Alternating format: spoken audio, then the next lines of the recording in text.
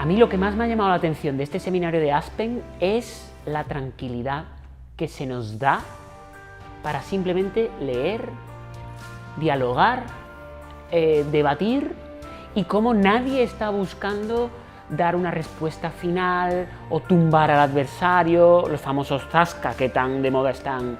Aquí incomodarían ver que alguien venga en esa actitud.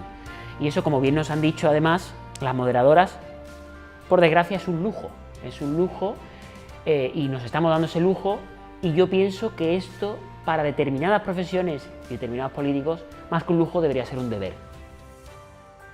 El seminario Aspen me ha parecido una oportunidad de conocer a gente muy diferente, distintas culturas, diferente formación, profesiones, y sobre todo de pararte. En la vorágine de tu día a día muchas veces es difícil sentarse a leer un texto y reflexionar sobre él.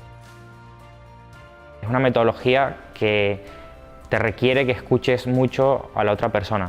Entonces, al final, como somos tantos participantes pero no somos demasiados, tienes mucha capacidad de hablar, pero al mismo tiempo tienes que poder escuchar mucho a lo que el otro te está diciendo para poder como concatenar una conversación que nos una a todos.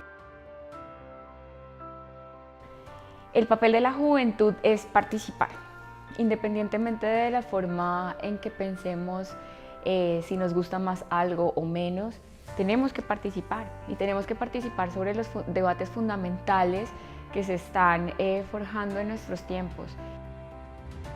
Pues yo creo que los atributos que debería de tener un líder joven en el tiempo en el que vivimos son todos aquellos vinculados a aquellas cosas que se exigen a la juventud en nuestro tiempo, y son esas llamadas soft skills, es decir, empatía, creatividad, proactividad, que sean personas que se salgan un poco de lo normal para guiar a la sociedad hacia un lugar mejor.